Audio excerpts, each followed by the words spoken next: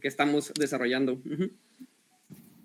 Excelente, bueno, buenísimo. Me encanta tenerte acá, Miguel. Espero que puedas aprender muchísimo con todos estos cracks del mundo del emprendimiento. Santi, veo ahí tu mano levantada. Contanos desde dónde te conectás, a qué te dedicás, qué expectativas tenés para la sesión de hoy. ¿Estás muteado, Santi? Hola, perdón, es que acabo de llegar a Cali a un evento de ciclismo. Soy cofundador de una plataforma de entrenamientos personalizados integrales para ciclismo. Estamos por salir al aire, generando y tratando de lo que es promocionar todo lo que tiene que ver con el Sporttech en LATAM. Buenísimo, bueno, me encanta, súper interesante escuchar cómo hay gente de todas partes de la región con un montón de propósitos, misiones distintas para impactar también de manera distinta en toda la región. Me encanta tenerlos acá. Les voy a ir contando un poquito. Bueno, yo soy Micaela.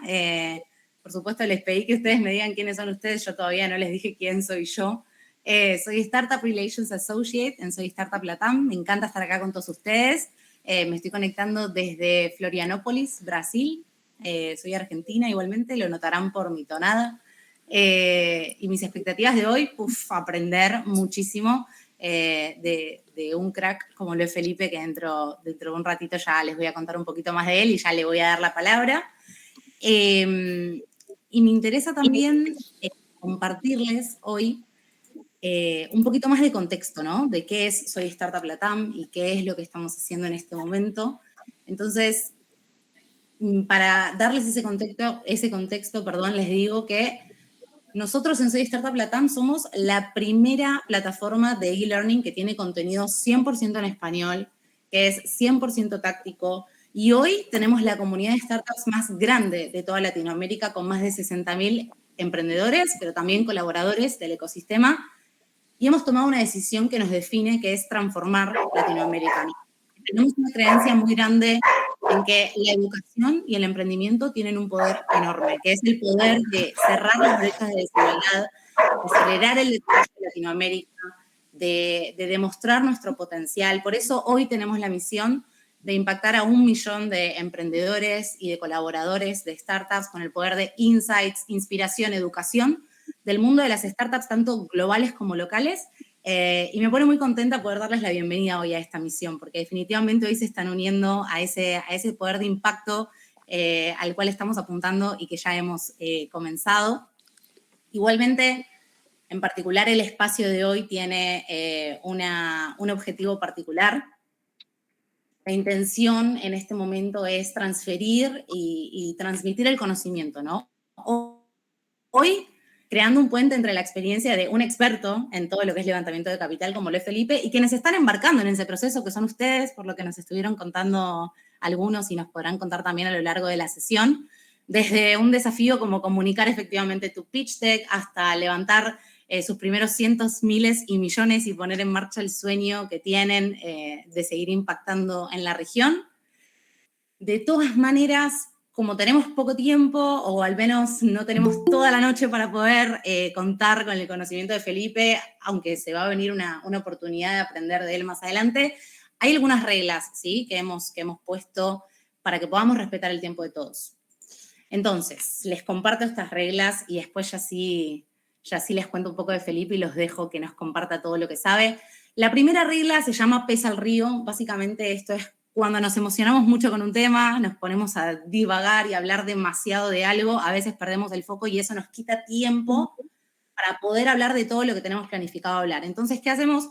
Mandamos ahí el emoji del pececito o decimos pez al río o entro yo a decir perdonen, pez al río, para que volvamos back on track y podamos hablar de todo lo que tenemos planificado hablar y podamos aprovechar súper bien el tiempo. También yo sé que ahora Google Meet tiene la opción de levantar la manito para todos. En este caso va a haber un espacio al final para las preguntas. Me interesa que las vayan escribiendo en el chat. Obviamente, Felipe, si vos en algún momento querés abrir el micrófono para que la gente pueda preguntar, ahí levantan su mano y vamos respetando los tiempos para hablar. Traten de no extenderse mucho más de 1 minuto, que ya es bastante cuando hacen una pregunta, justamente para respetar el tiempo, ¿sí? Pero vayan dejando sus preguntas por el chat y las vamos a recopilar para un espacio también al final. Obviamente la cámara prendida, eso nos encanta, como les dije antes, nos energiza, así que quienes se puedan animar a prender sus cámaras, aunque estén en pijama, aunque estén tomando un café, o yo que estoy tomando un mate, prendan su cámara que nos encanta verlos. Y por supuesto, nada, participen, conéctense, pasen sus LinkedIns. A la gente que está mirándonos desde el vivo de LinkedIn también, dejen ahí sus preguntas, que alguien del equipo también las va a estar recopilando y nos vamos a encargar de que las podamos hacer y que haya un espacio para que Felipe también pueda responder esas preguntas, ¿sí? A tener en cuenta algo interesante, yo antes les contaba también, alguien, ahora no me acuerdo exactamente quién era, creo que era Arturo, que decía que quería aprender a vender. Bueno, nosotros tenemos varios espacios en donde enseñamos muchas cosas y también transferimos conocimiento, como el espacio del día de hoy. Se vienen todos estos eventos, hagan un screenshot. Y aquí Camila Villa, que es también Startup Relations Associate en nuestro equipo, va a estar pasando el formulario por el chat, y Cami Soleive, si no me equivoco, por el chat de LinkedIn, para que ahí puedan dejarnos su interés de si quieren participar en algunos de estos bootcamps, algunos de estos espacios, y que alguien del equipo se comunique con ustedes, les dé más detalles, les cuente, le preguntan a cualquiera de las dos Camis, ellas los van a poder ayudar, les van a poder responder, ¿sí? Y acuérdense que ahí tenemos el link del form, ¿sí? Cualquier cosa lo piden y lo volvemos a mandar. Bueno, habiendo dejado claras las reglas del juego, habiéndoles contado de lo que se viene, habiendo contado de nosotros, sin más les cuento un poquito de Felipe Santamaría. Qué bueno tenerlo acá. Él es un apasionado del emprendimiento, tiene más de 15 años de experiencia, amplio conocimiento sobre el ecosistema de startups, también globales y locales. Ha puesto un esfuerzo enorme en impulsar y conectar startups con inversión, con posibilidades de inversión. En su experiencia es fundador de Back Garage, no sé si la conocen, pero es una empresa especializada en back office para startups y compañías de rápido crecimiento. También es fundador en Amateur Fund, que es el sindicato que tiene más de 40 ángeles inversionistas con un portafolio de más de 23 compañías. Y hoy en día él es fundador y managing director de Rockstart, que es la aceleradora número 1 de startups en Colombia y una de las 3 mejores en toda Latinoamérica. De hecho, se posiciona como una de las más importantes para todas aquellas startups que están early stage aquí en Latinoamérica. Recientemente lanzaron un fondo de 30 millones para invertir en más de 50 emprendimientos del país y Latinoamérica. Y también, hace muy poquito, Felipe ha recibido el reconocimiento de LinkedIn como Top Voice Latinoamericana del 2022, así que sin duda es un lujo tenerlo en este momento acá con nosotros. Y le voy a pasar el poder de presentar pantalla y de contarnos todo lo que sabe, y también de, obviamente, darle la bienvenida y las gracias, pero me interesa mucho saber, un minuto, creo que le voy a preguntar a 2 personas nada más, para tener una idea también de qué es en su mente este proceso de levantar capital. ¿Por qué creen que levantamos capital, no? ¿Para qué lo hacemos? Entonces, a ver, quiero que me digan, por acá estoy viendo a Luis Cerecedo, no veo tu cámara, pero te veo ahí, si estás, Luis, te animás, me contestás, ¿por qué levantamos capital? ¿Por qué levantarlo? ¿Para qué? ¿Estás por ahí, Luis? Bueno, y si no, también estoy viendo por acá. Ah, tenés problemas con el audio, no pasa nada, no hay problema. Estoy viendo por acá a Daniel Aguilar está. Ah, Sí, Roberto. aquí Daniel estoy. y Roberto, me contestan los dos Sí, y después te presentás, porfa, para que todos también escuchemos tu voz y todo tu conocimiento. perfecto. Entonces, se levanta capital sobre todo para acelerar procesos en una compañía, para crecer más rápido en un periodo corto de tiempo. Es así como yo lo veo. Excelente, ok, buenísimo, me encanta. Teníamos a alguien más también que quería dar su versión, ¿cierto? ¿O bajaron la manito? Puede ser. Voy a darle directamente la palabra a Felipe Santamaría. Entonces, Felipe, bienvenido. Muchas gracias por estar acá, contentos de aprender junto contigo. Hola, Micaela, hola a todos, buenas noches, ¿cómo están? Un gusto estar acá nuevamente, ya habíamos estado en alguna oportunidad, pero un gusto estar nuevamente. En cuanto a la pregunta, creo que Daniel contesta un punto bastante acertado y realmente el levantamiento de capital, así como una intro muy rápida, es indispensable para comprar tiempo. Hoy en día en el mundo la velocidad a la que se están creando las compañías hace que las ventanas de tiempo sean muy cortas. Lo que hoy es una oportunidad en 6 meses no lo va a ser probablemente, o va a seguir siéndolo, pero va a haber gente y competidores ya muy fondeados, haciendo las cosas muy bien, lo cual se vuelve una carrera contra el tiempo. Y uno debe pedir capital para eso, para ganar tiempo, poder crecer más rápido de lo que podría crecer sin el capital. Y ahí vamos a un concepto principal con el cual vamos a arrancar, y es que yo pido capital, o una startup necesita capital, para realmente hacer lo que aceleradamente, pero lo que haría sin capital. Que por ahí a veces pedimos capitales para un poquito sostener lo que estoy haciendo y no quedarme sin flujo de caja para la misma empresa que hoy estoy creando, pero no va a haber gran cambio.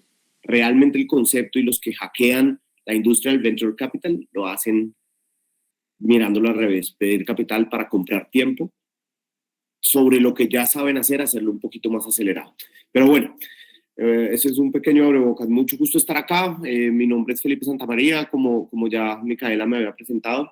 Me encanta hablar de este tema. Creo que es a lo que me dedico hace ya 8 años, en donde estamos enfocados en ayudar a startups, en buscarlas, invertir y acompañarlas en sus procesos de crecimiento. Hemos logrado con esta metodología, con este conocimiento que hemos ido desarrollando desde Rockstar, ayudar a las startups a que consigan su financiación posteriormente también a Rockstar. Es decir, nosotros invertimos, pero también preparamos.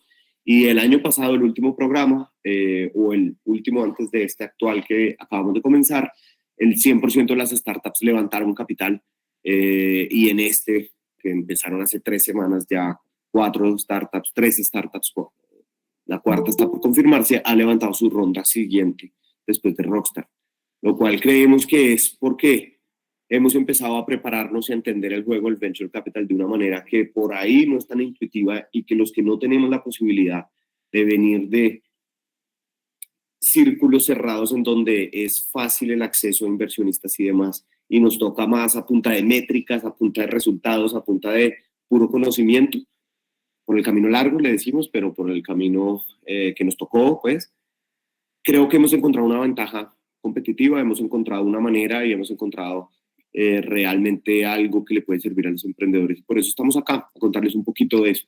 Entonces, Micaela, muchas gracias. Creo que ya puedo compartir pantalla. Sí, claro, adelante. Perfecto.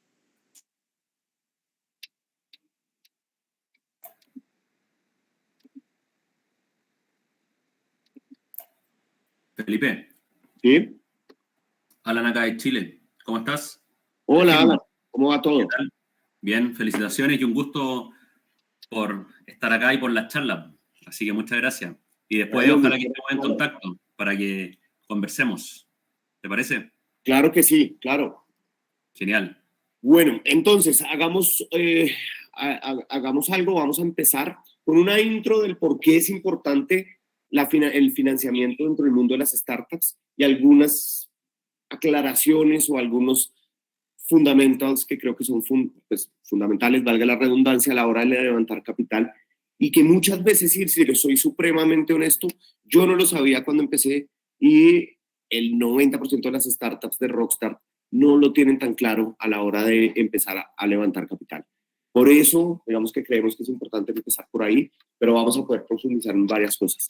Acá no estoy viendo a nadie, entonces creo que la mejor forma es si alguien me ayuda cuando haya algunas preguntas. En algunos espacios podemos hacer unos espacios para preguntas y vamos, no sé, levantando la mano, y en los momentos que vamos determinando vamos haciendo las preguntas. No sé si está bien, Micaela.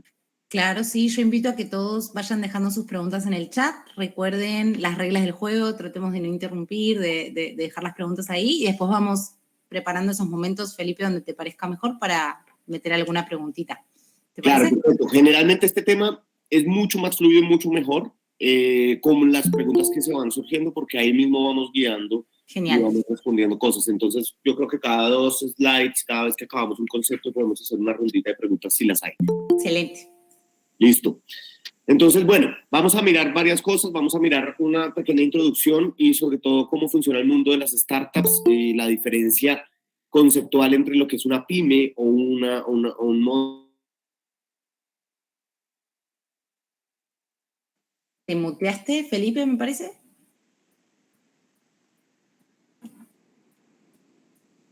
No sé por qué, pero sí. Ahí va, ahí va. ¿Ahora estamos? Perfecto. Listo, perdón. Bueno, y posteriormente vamos a hacer pues una intro a la inversión temprana, los tipos de financiamiento para startups y tipos de inversionistas que encontramos en Latinoamérica, para ya empezar a profundizar en cómo, digamos, atraerlos y cómo realmente presentar algo que haga sentido para los inversionistas. Porque como punto de inicio, lo que primero nos damos cuenta es que no entendemos el mundo de las startups realmente. Y hoy, por grandes o por cosas que han venido pasando dentro del ecosistema de emprendimiento, en Latinoamérica hemos confundido todo y hemos realmente confundido lo que es un emprendimiento de base tecnológica, lo que es una startup, lo que es cualquier emprendimiento, incluso los sociales y demás. Y parece que todos los gobiernos los han entulado dentro de lo mismo, los han puesto en la misma bolsa. Y el Venture Capital busca un tipo de emprendimiento supremamente específico y supremamente, digamos que es único, que no quiere decir que sea mejor que el resto, simplemente tiene algunos componentes que los demás no tienen. Y lo que es fondeable bajo la perspectiva del capital de riesgo es un grupo muy reducido de emprendimientos que se llama startups. Y no todo emprendimiento que pueda crecer es una startup. Existen algunas diferenciaciones y existen algunos puntos que tenemos que lograr.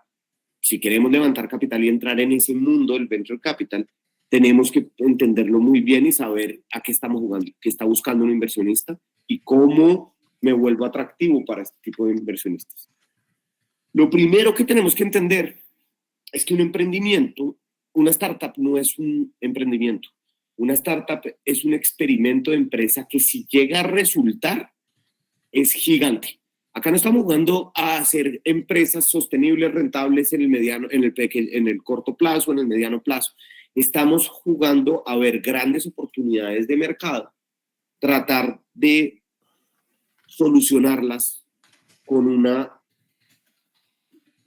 producto tecnológico o basado en la tecnología, después vamos a ahondar un poquito en este tema, y con eso construir una gran empresa.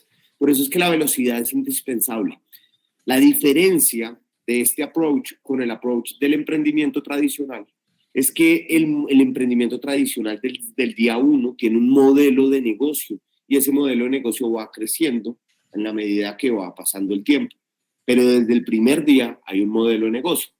Vendo X, gasto Y y la diferencia entre X y Y es mi negocio. En la medida que X es más grande, Y es más grande, pues puedo ir subiendo también X y progresivamente la empresa se va volviendo más grande, más aceleradamente o menos aceleradamente, pero esa es la fórmula.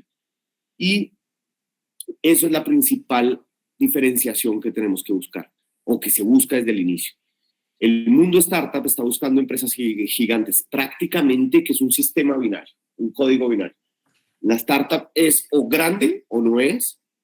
Y la pyme, hay empresas pequeñas que con el paso del tiempo van creciendo y se van volviendo cada vez más importantes.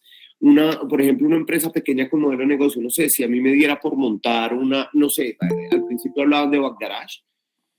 Backgarage es una empresa que montamos con unos socios, que es una empresa completamente tradicional. Es decir, es una empresa que ofrece servicios de back office, tiene algo de tecnología, pero realmente su propuesta de valor no tiene absolutamente nada que ver con una startup. Prestamos servicios de back office para startups y para compañías, un poco pues, con el conocimiento que tenemos de la industria y demás, y con el network y demás, le ofrecemos servicios de back office, tanto legales como administrativos y contables. Eso lo hacemos para startups principalmente y otras compañías que necesitan. Y es un negocio que arranca y es buenísimo. Uno arranca, contrata, tiene un pool de contadores y de asistentes y de personas que trabajan y consigue los clientes y empieza en la medida que tiene más capacidad, empieza a vender más, empieza a vender más, empieza a vender más, y eso empieza desde el principio a dejar prácticamente que una rentabilidad. Es un modelo de negocio que puede llegar a crecer 2 veces en un año, es decir, si vendía 10 millones de pesos al mes en 2021, en 2022 puedo estar en 20, en 30, prácticamente que eso es lo que puedo ir creciendo o lo más acelerado que puedo hacer, pero es un modelo de negocio muy estable. Una startup no funciona así, una startup es desde el día 1, estamos apuntándole a ser una empresa que tiene una participación importante en el mercado, una empresa grande. Y es por eso que termina trayéndole a los inversionistas, porque donde saliera ese experimento va a ser una empresa gigante. Entonces, teniendo en cuenta esto, vamos a ver por qué un ecosistema termina siendo importante para las startups, y es porque el 90% de estos experimentos fracasa. Es decir, de 10 compañías, startups que se intentan, que se crean, digamos que por año, el 90% de esas compañías, o sea, 9, van a fracasar en los 2 primeros años. Y al ser experimentos de cosas supremamente grandes, pues el índice de fracaso es superior. Si uno mira el índice de fracaso de una pyme, probablemente es mucho más bajo, yo creería que por la mitad. Entonces, hay algo que se necesita para que una startup funcione, que es muy específico para el escenario y para el mundo de las startups. Y por eso nace la palabra ecosistema, que es ese escenario ideal, ese lugar en donde ese tipo de emprendimientos de hipercrecimiento, ese tipo de experimentos pueden pasar. Y existe en ese ecosistema todo lo que una startup podría llegar a necesitar para que no fracasara, aunque el 90% de las startups van a fracasar. ¿Qué es un ecosistema? Es todo lo que rodea a una startup que puede llegar a necesitar para hacer una de ese 10% de empresas que lo logran, y lo que necesita generalmente es mucho conocimiento, mucho apoyo, empresas que sirvan para dinamizar y ser mercado para estas soluciones tecnológicas generalmente, un gobierno que le dé las condiciones realmente o que trate de apoyar e incentivar esas empresas, porque generan a largo y al mediano plazo muchísimo empleo y son supremamente atractivas para la economía de un país. Obviamente un mercado abierto, grande, que pueda, digamos, ser dinámico para ello. Y la inversión termina siendo fundamental. Esto es simplemente para que entendamos cuando hablamos de ecosistema, cuando hablamos de startup, en qué estamos realmente enfocados. Una aceleradora, que es lo que tuve la posibilidad de fundar ya hace 8 años, es un lugar en donde ese proyecto, ese experimento, es el lugar ideal para ese experimento en donde realmente podríamos llegar a avanzar con el experimento lo que por fuera de la aceleradora podría avanzar 2 años. Es decir, es comprar tiempo también. Es un inversionista que te da, digamos que una ventana de tiempo o un avance en una ventana de tiempo mucho más corta de lo que en el mercado te podría pasar. Entonces, la promesa de una aceleradora es ayudarte a pasar el valle de la muerte, el tiempo que es muy difícil sobrevivir o lo más difícil de sobrevivir o cuando uno está creando una startup. Ahora, no sé si hasta acá quisieran hacer alguna pregunta, tengan alguna pregunta. Esto todavía es muy introductorio, pero no sé si hasta ahora tengamos alguna pregunta. Tenemos 2 preguntas en el chat y 2 manitos levantadas. Así que le voy a dar la palabra primero a Douglas, si te parece bien, tus preguntas. Perfecto. Sí, buenas tardes, Felipe, Micaela.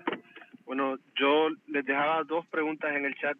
La primera de ellas es, bueno, para dar un poco de contexto, nosotros somos una startup business to business, que lo que hacemos es, bueno, somos un marketplace que conectamos empresas con particulares. Entonces nosotros damos días de crédito a las empresas que son clientes. Esto conlleva que tengamos una carga financiera algo elevada y que al momento de que tengamos capital, utilicemos ese capital como capital de trabajo para mantener las cuentas por pagar, ¿verdad? Entonces la pregunta sería orientado a conseguir inversión.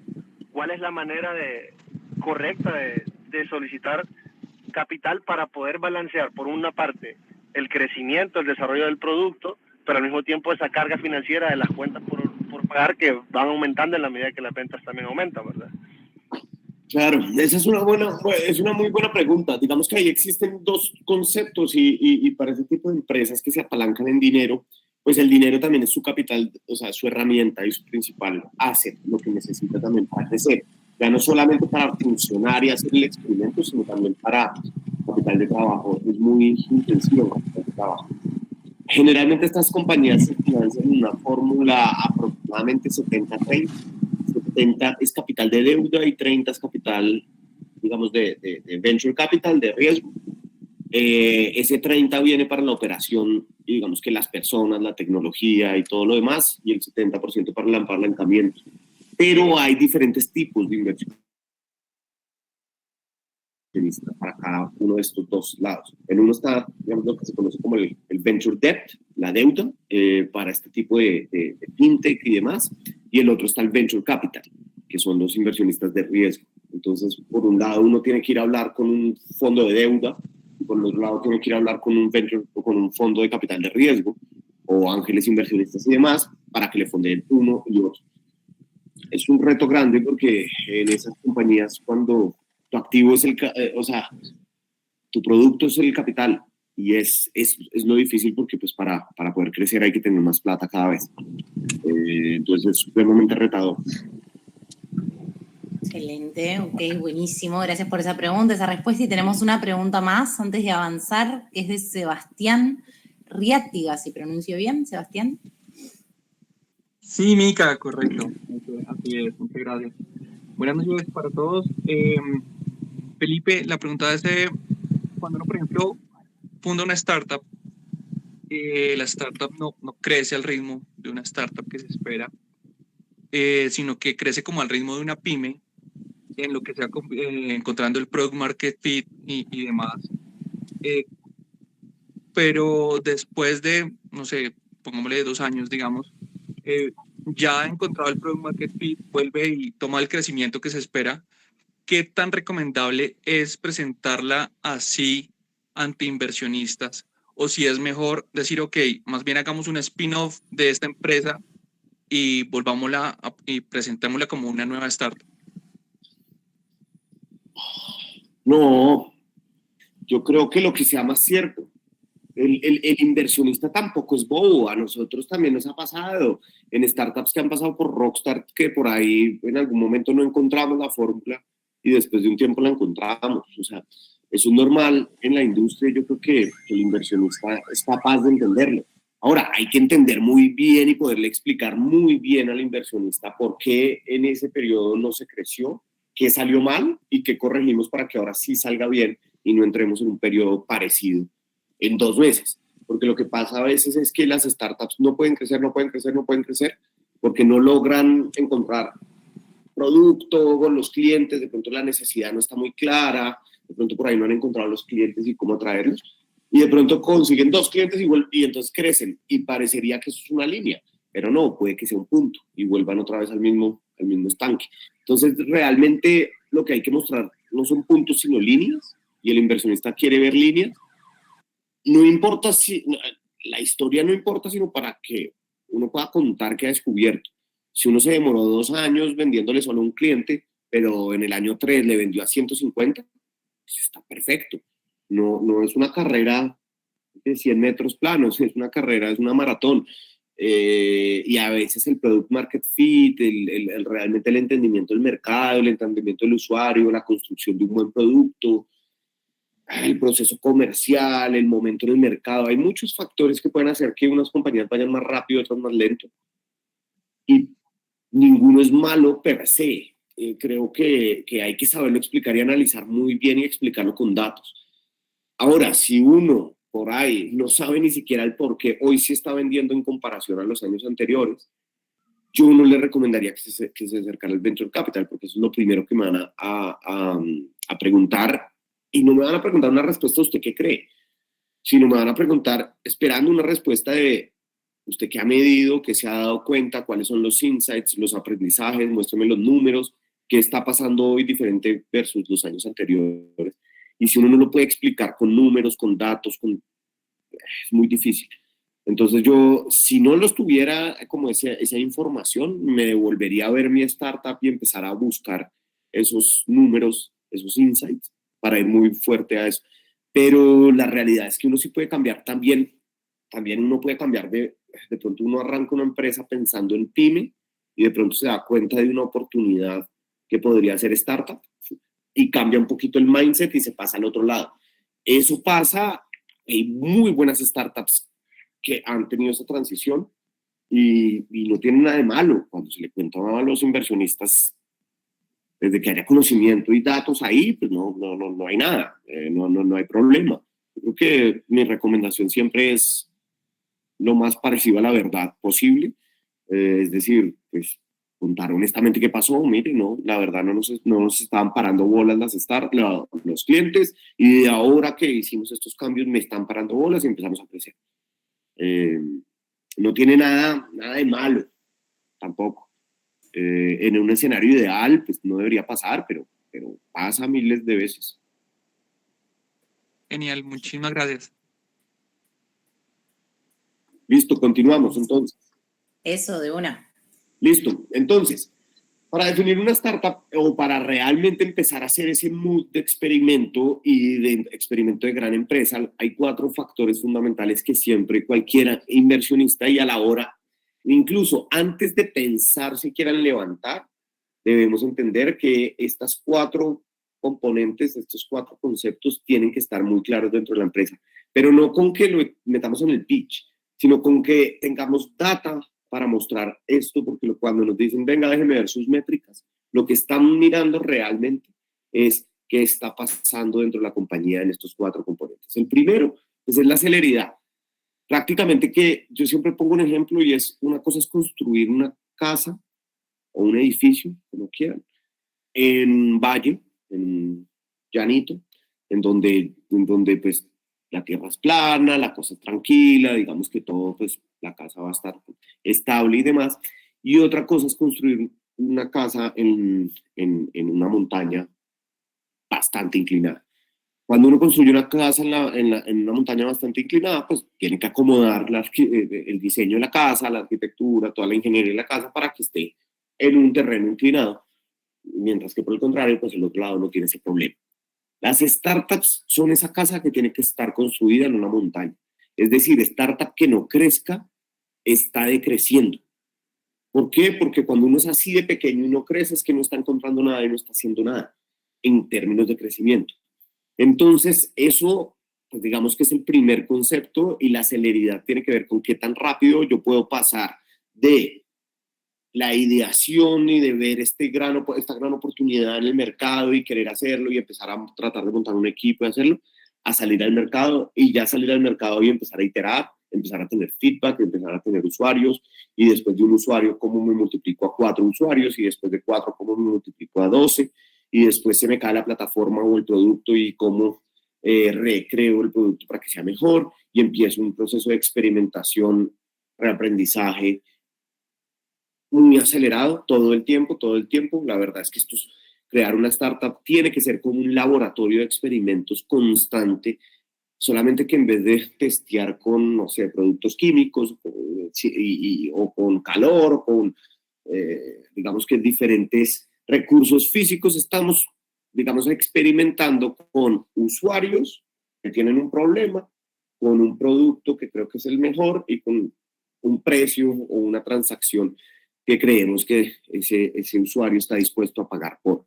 Y todo eso tiene que ir pasando muy rápido, y uno va piloteando y sacando, y piloteando y sacando, piloteando y sacando.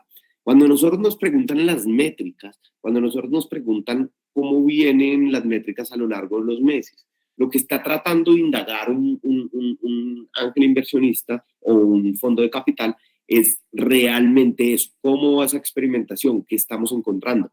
¿Estamos encontrando algo que haga sentido como negocio, o no estamos encontrando nada? ¿Estamos encontrando un producto que les resuelve algún problema a alguien, o por el contrario, eso es como un sifón que llegan 100 usuarios y se van 100 usuarios y no retengo absolutamente nada ni le doy valor a nadie? Todo eso es lo que tenemos que ir todo el tiempo mostrando a través de números. No es, como les decía, ponerlo en mi pitch, sino a través de números. Y todo eso encaminado hacia el cuarto componente, hacia el cuarto concepto fundamental, que es el tamaño de la oportunidad. Para crear una startup realmente tengo que estar apuntando a un mercado o a una oportunidad lo suficientemente grande como para que pueda crear una compañía grande al solucionarlo, si llego a solucionarlo. Si yo estoy creando una solución a un problema o a una oportunidad de un tamaño mediano o pequeño, probablemente me vayan a rebotar todos los inversionistas que voy a tocar en la puerta, porque el tamaño de la oportunidad es de lo que se está buscando. Y yo les pongo un ejemplo acá. ¿Qué tal que ustedes, yo les llego con una oferta de inversión en donde les digo probablemente 90% de chances van a perder su capital, todo, no les voy a devolver un peso. Y si gano, les voy a devolver el doble. ¿Alguien invierte? No creo. ¿Por qué? Porque el riesgo es muy alto, el premio es muy bajo. Cuando, por el contrario, yo les digo, oigan, el riesgo es alto, 90%, sin embargo, miren que tengo esta información y parecería que puede tener sentido lo que quiero hacer. Pero adicionalmente a eso, si sale bien y lo que yo creo o los insights que tengo o lo que estoy viendo en el mercado, si es verdad mi experimento y sale bien, voy a darles un retorno de 50 veces lo que invierto. Ahí empieza a tener más sentido, ¿cierto? Y si es 100 veces, pues tiene aún más sentido, porque el riesgo es el mismo. Y el error que cometemos como emprendedores muchas veces es que es igual de jodido hacer una compañía de 3 millones de dólares a hacer una compañía de 30 millones de dólares. Y es exactamente el mismo riesgo que estamos enfrentando. 90% de las startups fracasan. Entonces, al final, el inversionista sabe eso, pues por qué tipo de proyectos va a tender a irse. Por los que les haga más sentido el tamaño del retorno. Y ahí es donde empezamos a darnos cuenta del por qué los fondos de 500 millones de dólares invierten en el tipo de compañías que invierten. ¿Por qué? Porque son los únicos capaces de mostrarle un experimento que si llegara a salir, le va a dar algo significativo al tamaño del fondo que tiene. Eso ya lo vamos a ir mirando más adelante en la parte más técnica, pero por ahora quedémonos con esos 4 conceptos y quedémonos con esta gráfica. La diferencia entre pyme, empresa y pyme, y muchas veces lo confundimos, cuando uno ve una empresa tipo pyme creciendo en una forma estable, sólida y demás, uno tiende a pensar que podría ser una startup, y uno tiende a pensar que incluso si lo vemos hasta cierto tiempo, la pyme parecería que financieramente es una mejor oportunidad que una startup.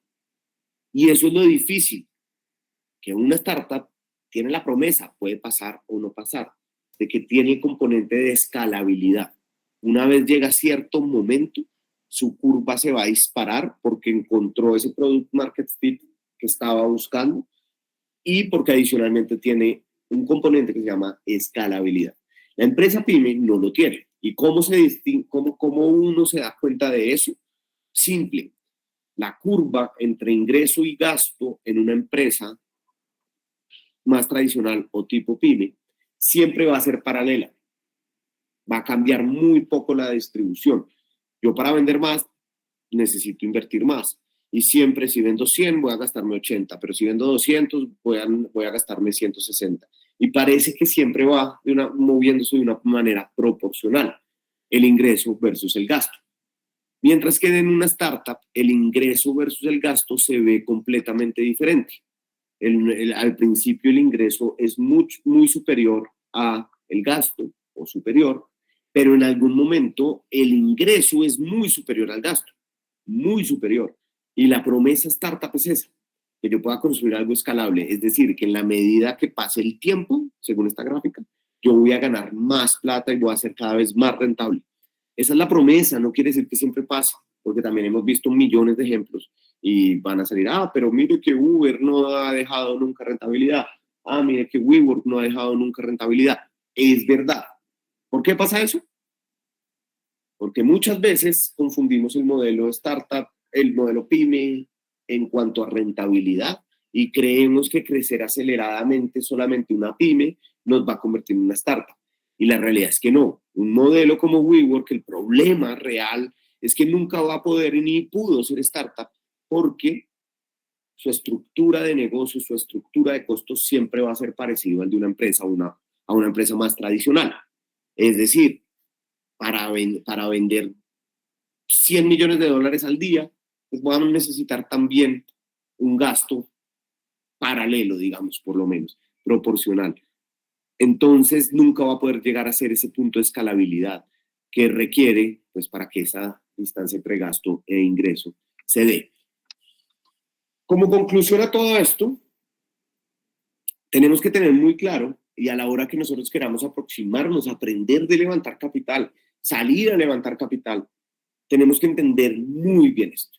El mundo del emprendimiento es una torta demasiado grande y las startups son solo una parte. No hay venture capital, no hay capital de riesgo para todo tipo de emprendimiento. Hay diferentes formas de financiarse y si uno lo que quiere es montar una empresa más tradicional, un restaurante, otro tipo de cosas, hay modelos de financiamiento para este tipo de compañías. Cuando hablamos del mundo del capital de riesgo y de las rondas de inversión y de los fondos de inversión, estamos hablando de ese pequeño mundo de las startups, ese 25% que vemos en la torta completa del mundo del emprendimiento. Simplemente para recapitular, no todo emprendimiento es una startup, ni todo emprendimiento termina siendo invertible desde la perspectiva del venture capital. Y suena supremamente lógico, pero la realidad es que, se los puedo decir, con Rockstar recibimos 2,000 aplicaciones aproximadamente cada vez que tenemos un programa, que abrimos un programa, y pidiéndonos inversión, porque nosotros invertimos. Y les puedo decir que fácilmente el 80% de los aplicantes que tenemos no entiende esto. No entiende esto básico y llega al mundo del venture capital con modelos de negocio que no son startup y que no tienen este patrón de crecimiento y que no entran dentro de este juego. Y pues fácilmente lo único que les puedo decir es estás en el lugar equivocado. Y generalmente otro insight que hemos aprendido con la experiencia es que de todas las startups que no levantan capital, que son un mundo de startups, la gran mayoría nunca levanta capital. Realmente, yo creo que más del 60% de los que nunca levantan es porque no tienen ni idea de cómo se levanta capital, cómo funciona el mundo del venture capital, cómo funciona un inversionista, en qué se basa un inversionista, y nunca lo aprenden. Lo que sí ven es un Shark Tank, cosas como demo days online, tipos de cosas, y muchas noticias en medios de negocios. Entonces creen que esto es decir, bueno, mi empresa entonces va a levantar $1 millón y que de ahí debajo no hay absolutamente nada. Es solo decir cuánto me gustaría tener y cuánto me gustaría valer, y el inversionista va a decir, bueno, vamos. Esto tiene una lógica detrás, tiene una matemática, si se quiere, detrás, y tiene todo un raciocinio que yo tengo que cumplir y poderle mostrar al inversionista. De otra manera, estaría apelando a la suerte de poder encontrarme con alguien que enamoré simplemente y que sin ningún criterio me está dando plata. Pero eso no es lo que es el mundo del venture capital. Hay que proponer algo win-win, entender que ese mundo del capital de riesgo está solamente para un grupo de empresas específicas, y ser una de ellas, adicionalmente, me lleva a tener que mostrar que yo estoy entendiendo el juego, que yo estoy buscando un gran mercado, una gran oportunidad, y que mediante experimentación, iteración, reaprendizaje y ejecución acelerada, estoy construyendo un producto que me lleva a pensar que podría capitalizar esa gran oportunidad. Es un experimento de empresa gigante que los inversionistas de riesgo asumimos buscando la posibilidad de que ese experimento salga exitoso, y saliendo exitoso sería una empresa bastante grande. Esa es la lógica que hay detrás, y si quieren ahí creo que oí que había preguntas. Sí, hay algunas preguntas por acá. Tenía 3 manitas levantadas, ahora veo una sola, pero vamos con la manito que veo levantada. David Llano, ¿desde dónde te conectás? ¿Qué te dedicas? Y déjanos tu pregunta, por favor. Hola Micaela, hola Felipe, ¿cómo estás? Yo estoy en Medellín, como lo pueden notar por mi acento. Soy coordinador de nuevos negocios en una empresa de electricidad, pero acabo de terminar, de hecho me gradué en una semana, un máster en innovación y emprendimiento en Barcelona. Y mis preguntas tengo dos. Una es, después de escuchar lo que para vos, pues, y lo que en el mercado se conoce como una startup, una empresa como MailChimp, que fue bootstrap completamente, ¿la categorizarías como una startup? Aún así, el crecimiento haya tomado quizás el doble que si se hubiera hecho el levantamiento de capital. Esa es la primera. Y una vez te hago la segunda. Y es, ¿qué opinas del caso de Rappi, por ejemplo? Porque es un caso que me he puesto mucho a pensar por me parece que no encuentro el sweet spot de cuándo sacrificar growth, cuándo sacrificar profitability por growth. O sea, cuando ese horizonte de profitability de algunas empresas que se hacen llamar startups a veces no me queda tan claro. Creo que a veces están como juggling para ver cómo llegan a ser startups. Algunas cambian mucho de modelo de negocio y pivotean demasiado. Entonces, y pierden el foco, que es algo que me parece a mí crucial en las startups. Entonces, esas son mis dos preguntas, Felipe. Bueno, no, la primera de MailChimp, sí, totalmente es una startup. Hay formas, mejor dicho, uno cuando va a crear una startup, un experimento, uno como emprendedor tiene que buscar su mejor estrategia. Y hay momentos en donde uno de pronto no necesita crecer mucho, sino necesita entender mucho y construir un producto bueno. En ese sentido, muchas veces, y sobre todo pasa mucho con los software as a service, como MailChimp, la realidad es que no necesitan mucha plata. Las empresas que necesitan grandes capitales son las que tienen que salir a un mercado B2C más que todo, generalmente, y adquirir muchos usuarios a un costo, entonces les toca invertir montones de plata en traer mucha gente para coger esa masa crítica y crecer. Un software as a service generalmente no, entonces sí, digamos que el concepto de startup no tiene que ver primero con el capital levantado, ni segundo con el tiempo que se pueda tardar. Como decía, pues a veces el proyecto, ojalá le salga uno en un año y todo le salga bien, pero a veces las mejores startups tardaron 3 años ahí como dando tumbos y de pronto encontraron el product market fit y crecieron. Entonces, no, por ese lado lo entendería como una startup y no tendría mucho que ver ahí. Lo segundo es que sí, ese es el tema que siempre le critican a algunas startups. Yo creo que hay un poco de desinformación y hay un poco de razón. Una startup cuando está en fase de crecimiento no tiene que ser rentable como un todo, pero sí uno debería crear startups cuando uno está emprendiendo que los unit economics sean positivos. Si yo estoy invirtiendo cientos de millones al mes en tecnología, pues probablemente, y vendo café a 1.000 pesos, pues probablemente no va a ser rentable como compañía, ¿cierto? Porque estoy invirtiendo un montón en infraestructura en ese momento para crecer. Pero cuando uno va y mira los unit economics del negocio, pues tienen que ser positivos desde el día 1. Es decir, que un cliente que llega me está dejando plata en vez de yo perder plata o financiarlo o ser caridad. Eso es lo que hay que mirar en las startups cuando están en etapa temprana, en fases de crecimiento, la startup. Y no, pues, digamos que ser rentable desde el día 1, porque eso no va a pasar.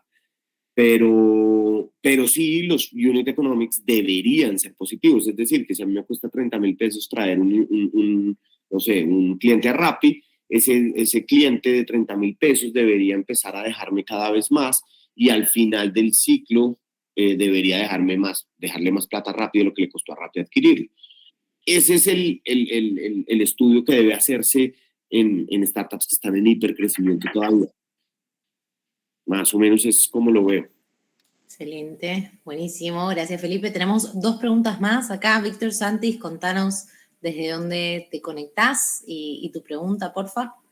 Hola, los saludo desde Monterrey, México. Aquí mi pregunta sería, ¿cuáles son las métricas que hace un inversionista para invertir en una pre-seed a una startup? Ya que es lo principal o sería la primera vez que una startup obtiene una inversión. Total. Yo ahí es donde me enfoco y donde invierto. Entonces, yo lo que busco es que haya retención. Es decir, no me importa si tienes 100 o 1. No, pues obviamente sirve, importa. Pero sea lo que tengas de usuarios, necesito ver que estamos reteniendo y que no está haciendo un sifón. Que realmente el producto, así sea en pequeña escala, está resolviendo o intentando o estando cerca de resolver algún problema. Yo creo que en esa fase, para mí, es supremamente importante la retención en cuanto a producto. Pues lo primero y lo que les van a decir todos es, obviamente, el equipo. Ver el equipo, para mí es fundamental la capacidad del equipo, pero la capacidad de ejecución rápida. Es decir, esos equipos que llevan, no sé, 8, 9, 10 meses con un canvas y con un modelo de negocio y que nunca salen al mercado, que no han hecho nada, que no tienen alguna validación y demás, eso a mí no me gusta más bien los que así lleven 3 meses, ya tienen un montón de usuarios, feedback y demás, y ya han ejecutado, ya han testeado, ya han hecho 3, 4, 5 experimentos. Esos son los que me encantan. Yo creo que esos dos, y obviamente la oportunidad del mercado muy clarita, ¿no? Esas 3 cosas creo que son las que yo más me enfoco en una pre-seed o en la fase en la que yo invierto. Buenísimo, buenísimo. Gracias, Felipe y Víctor, por esa pregunta. Tenemos una más decinos tu nombre, Joint Venture Marketing y Productos Digitales, porfa. Tu nombre, desde dónde te conectás y tu pregunta. Hola, hola a todos. Mi nombre es Jonathan Ariza. Estoy desde Colombia y bueno, estaba aquí interesado en todo porque Felipe, en uno de los ejemplos que dijo sobre MailChimp, sabemos que son de las empresas del tipo SaaS. Decía que muchas veces así las empresas de este tipo SaaS tuvieran las mejores métricas o todo muy bien parametrizado, no por eso necesariamente era necesario la inversión como tal. Y entonces yo quiero preguntarle a Felipe, cuando se está llevando el proceso de una empresa SaaS como Product Manager, ¿en qué momento puede darse de que no necesite de un capital de venture capital, un dinero de ese tipo? ¿En qué momento puede uno llevar a ese proyecto, a esa empresa, para definir que no necesariamente necesita las inversiones? Yo le voltearía la pregunta, Jonathan. Sí, yo le voltearía la pregunta. Y no es en qué momento no lo necesitaría, sino realmente en qué momento lo necesita y cuando cree que está listo. Porque es que no es, el capital de riesgo, como les decía, no es para subsistir. El capital de riesgo es para un proyecto que uno tiene definido. Entonces yo le digo al inversionista, venga, yo estoy en este punto A y para llegar a B me tardaría 3 años en este escenario normal. Con su capital tengo el proyecto de llegar de A a B en 6 meses. Y cuando lleguemos a B vamos a estar, no sé, en este monthly recurring revenue de $20,000, estaremos creciendo a esta velocidad, tenemos una retención de tal. Y el inversionista dice, oiga, ¿sabe que le compro la idea? Suena chévere, me suena. Entonces uno dice, listo, le pongo el capital necesario para ir de A a B. Cuando uno no tiene eso, uno no tiene por qué levantar, porque no sabe. Cuando yo no tengo eso claro, quiere decir que yo estoy pidiendo plata y no sé en qué me la voy a gastar.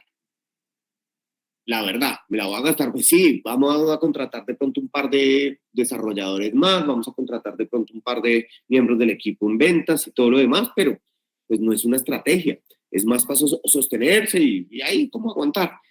Eso es lo que está vetado en el venture capital. Lo que uno necesita es llegar y decir, venga, si yo no tengo claro qué voy a hacer con la plata de un inversionista y que esa plata me va a llevar de A a B y lo tengo probado con datos, con métricas, yo no tengo por qué pedir plata.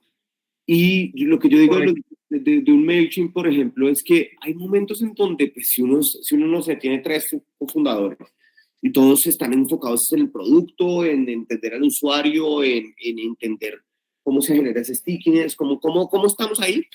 Pues la verdad es que hay veces que uno no necesita plata, sobre todo en un software as a service que es rentable desde el día uno, porque los márgenes son del 80-85%.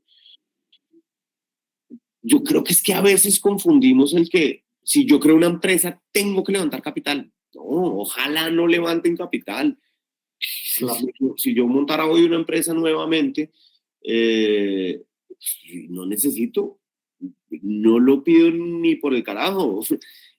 Al revés, si montara una startup ahorita, montaría algo que sea altamente rentable, que necesite poco capital y que pueda ser vendido en un mercado secundario fácilmente, honestamente. Entonces, más o menos va por ahí mi respuesta.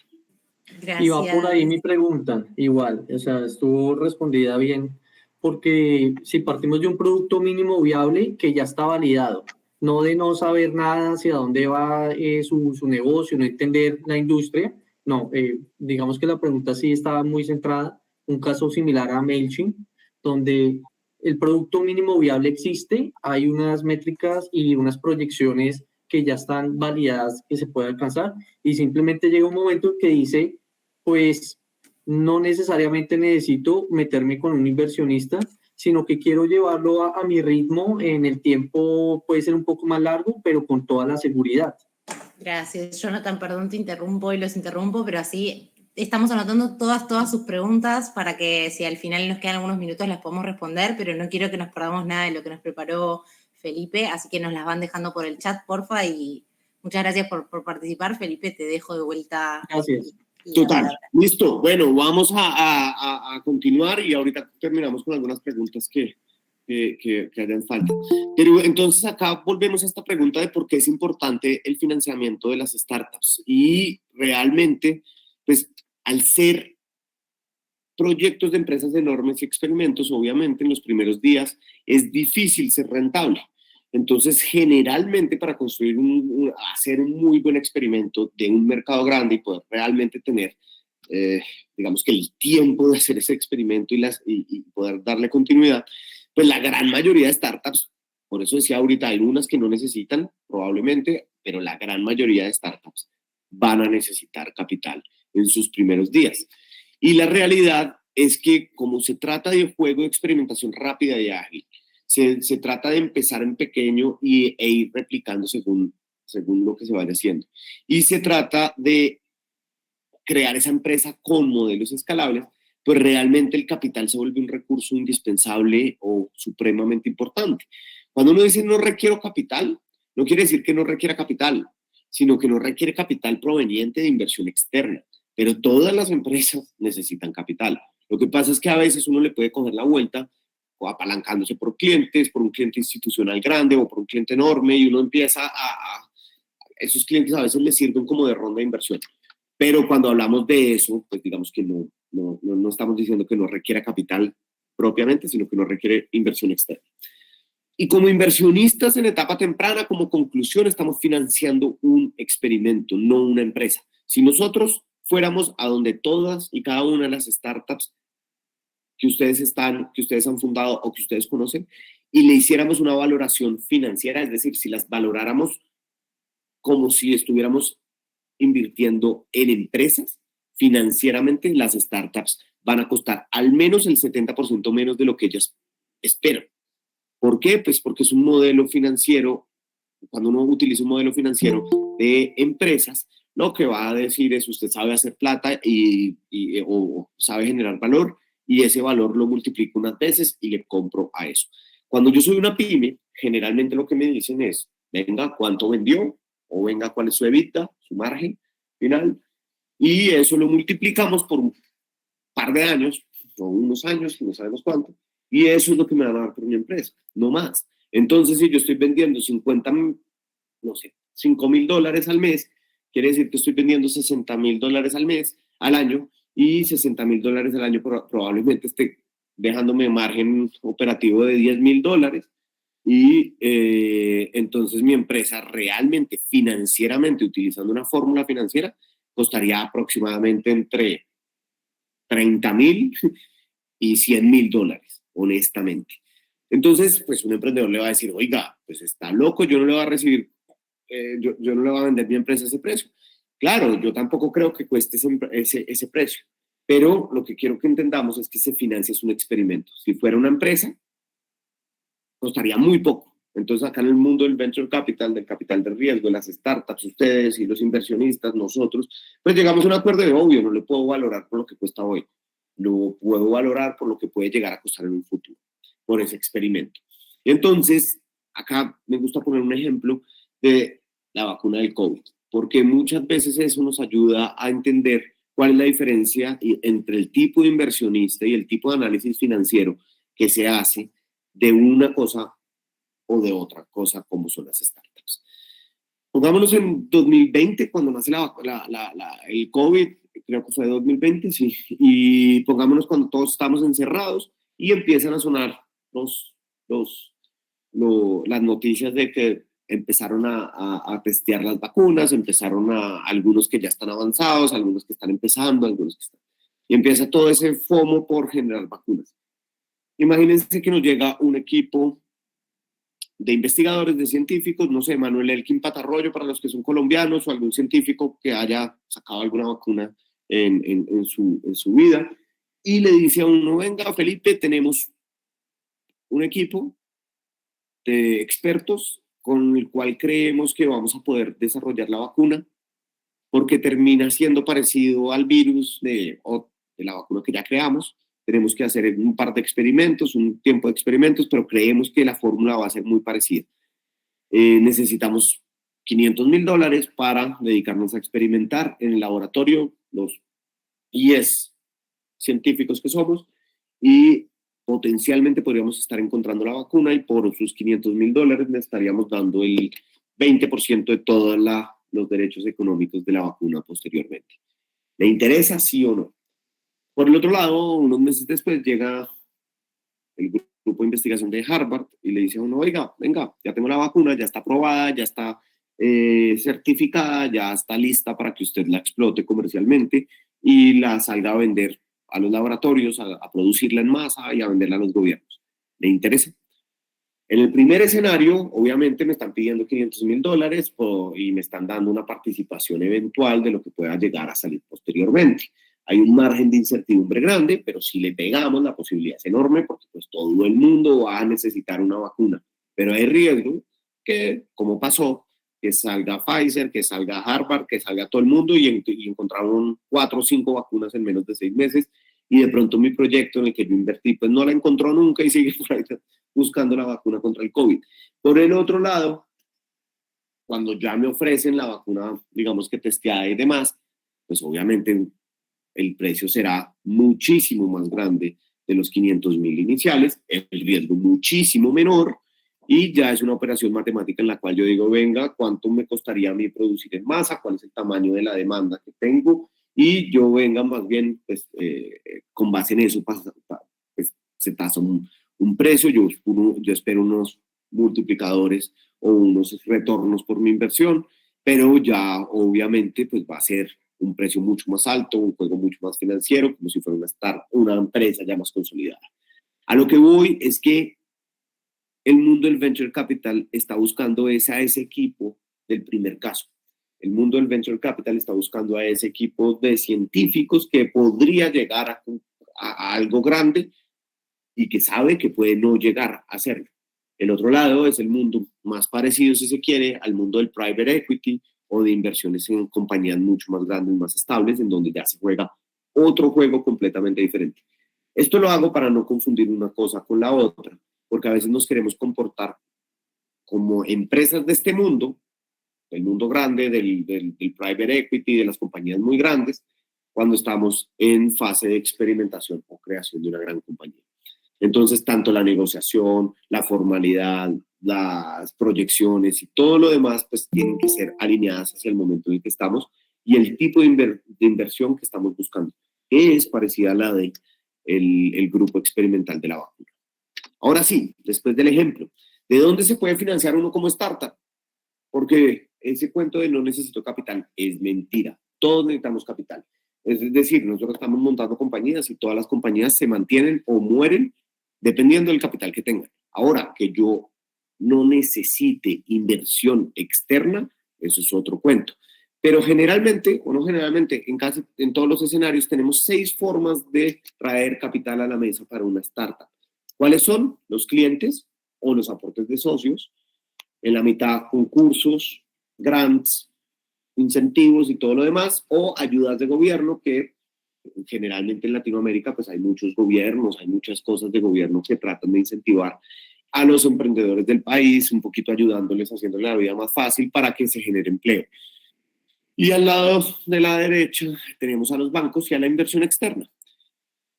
El lado de la izquierda de la pantalla son los menores montos, los montos pues que realmente en un inicio, si yo estuviera montando hoy una startup, probablemente voy a lograr montos menores con aportes de socio o clientes, a no ser que seamos millonarios los fundadores o que arranquemos apalancados de un gran cliente.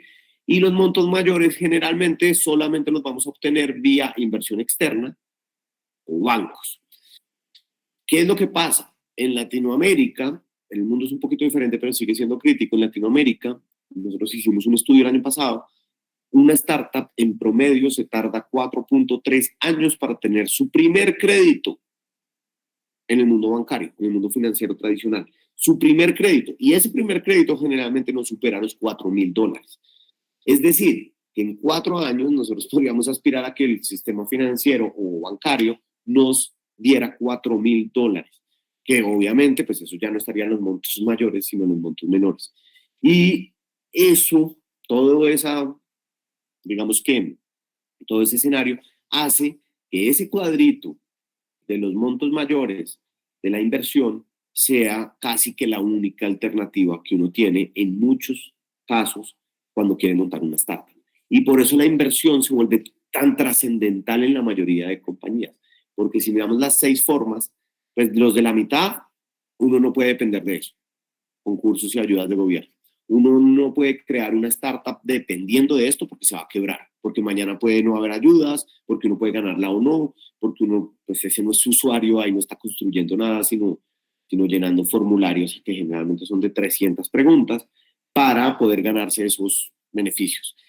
Y por el lado de clientes y socios, pues ojalá uno pudiera tener que esas 2 fuentes fueran suficientes para arrancar. Cuando no son, pues yo no saldría por inversión, pero la realidad de Latinoamérica es que la mayoría de los emprendedores, como ustedes o como yo, es muy difícil arrancar con aportes propios o de socios iniciales o fundadores, emprendedores, que sean sustanciales y que nos den, digamos, una gasolina para unos buenos meses. Y los clientes, pues generalmente acá no somos tan, probablemente en Estados Unidos sea mucho más rápido el ciclo de venta con grandes empresas, con corporativos y demás, la gente esté mucho más abierta a comprarle una startup, pero en Latinoamérica no tanto y por ende, pues es poco probable que yo pueda financiarme ampliamente en un momento inicial con clientes. Entonces, la inversión termina siendo indispensable en muchos casos o en la gran mayoría. Y cuando ya estamos en ese escenario de la etapa temprana y que necesito inversión en muchos casos, pues realmente nos vemos con 4 posibilidades. Y uno uno cree que eso es un grupo infinito de gente de donde saco plata, pero realmente son 4 tipos de inversionistas que vamos a tener. Unos son profesionales, otros no son profesionales, son personas. El primero son la familia y amigos. Y ahí es convencer, pues, porque me quieren o porque confían en mí. Yo he mostrado que soy responsable, que soy un buen tipo y pues que no los voy a robar. Pero de resto, pues ahí no tiene mucho, digamos, sentido y también los montos pues van a ser cada vez más bajos, ¿no? No cada vez más bajos, los más bajos de estos grupos. Después vienen los ángeles inversionistas que siguen siendo personas, pero pues digamos que son personas que ya no tienen un vínculo conmigo a título personal, sino que les puede llamar la atención mi idea porque les gustan las startups, porque les gusta el sector, porque vieron la oportunidad y porque les gustamos como equipo. Ellos no son profesionales, pero se acercan más a ser inversionistas profesionales, pues que obviamente nuestra familia y amigos, y los montos son un poquito más altos, generalmente en promedio ya vamos a mirar un poquito cómo son esos ángeles inversionistas. Pero siguen siendo personas, ¿no? Siguen invirtiendo mucho por el feeling que les genera a alguien, por la afinidad que tienen con el negocio, con la industria, con el mercado y demás, y muy atraídos por eso, esa intuición personal. Y en el número 3 y el número 4 ya llegan los inversionistas profesionales, los que se dedican a eso por profesión. Y los que se dedican a eso por profesión tienen una característica fundamental que uno tiene que entender muy bien. Estos inversionistas tienen unos deberes fiduciarios con sus inversionistas.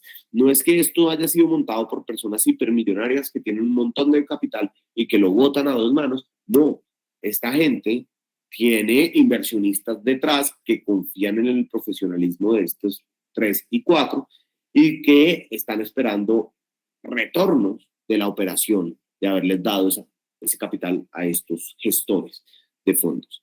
Entonces, por este lado tenemos las aceleradoras, que no es más que un VC, pero en una etapa un poquito más temprana, y están los VCs, y acá hay una tercera fase que decimos CVCs, que son los Corporate Venture Capital, es decir, los fondos que crean los corporativos para invertir y buscar startups que puedan complementar su oferta de valor, su posición en el mercado y demás. Cuando hablamos de inversión, esos son los 4 tipos de inversionistas que tenemos. Y pues tenemos que entender muy bien cómo levantamos y cómo conseguimos la atención de estos 4 tipos de inversionistas. Si exceptuamos familia y amigos, pues porque para tener la atención de esto de familia y amigos, primero tuvieron que haber sido juiciosos los años de vida anteriores a los que están pidiendo plata para generarles confianza. Segundo, tienen que tener buenos amigos y buena relación con su familia. Y pues va a depender de eso 100%, pero no hay nada que puedan hacer hoy para cambiar lo que ya hicieron o no hicieron en los años anteriores. Los ángeles inversionistas, pues generalmente cuando nosotros empezamos, y lo digo en mi caso y en la mayoría de los que, por ejemplo, han pasado por Rockstar, conocemos uno si acaso, y lo conocimos por ahí en un evento, porque no tenemos muchos ángeles inversionistas en nuestras familias, generalmente en Latinoamérica. Entonces, ¿de dónde salen los ángeles? Principalmente son empresarios, ejecutivos o emprendedores, 34%, 22% y 16%.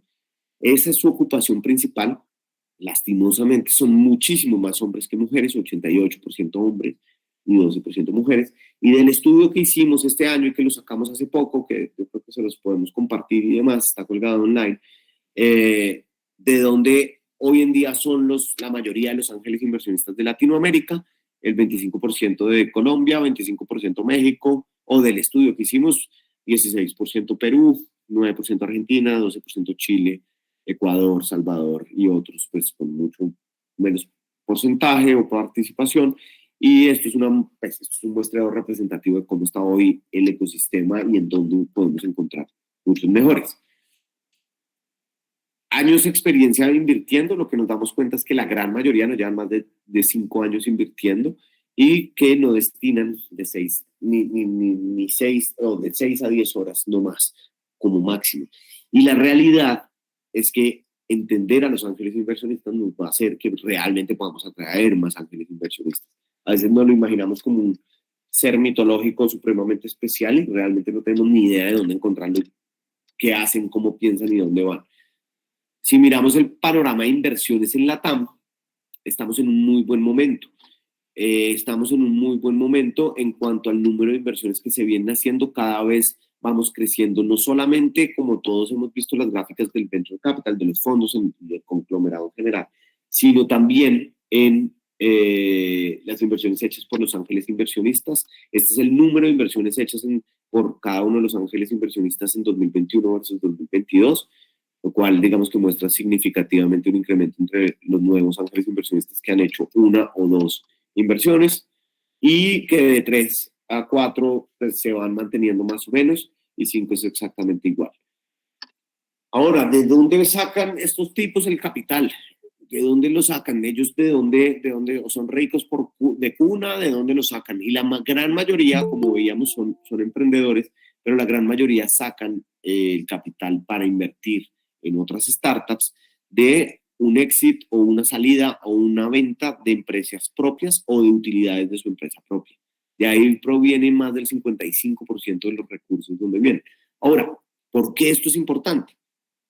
Porque ahí hay una consigna fundamental. ¿Quieres atraer un ángel? Generalmente el 55% de los ángeles inversionistas o más son emprendedores como nosotros. y han creado compañías como nosotros. Entonces existe una alta posibilidad de atraer ángeles inversionistas por afinidad, porque nos entendemos, porque es el mismo idioma el que estamos hablando. Ahora, hay que convencerlos de que nosotros somos un buen emprendedor, como probablemente ellos lo fueron. Y, por último, las razones de las motivaciones de por qué invierten los ángeles inversionistas. El 9.4 o 9.4 sobre 10 quiere apoyar a emprendedores porque siente ese grado de empatía. 9.2 sobre 10 está buscando retornos financieros. Obviamente esto no es altruismo, esto es un negocio y buscan pues retornos financieros.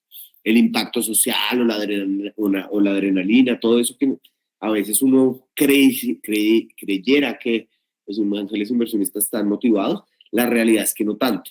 El impacto social un poco más, la adrenalina sí casi nada. ¿Listo? No sé si hasta acá hay alguna otra pregunta.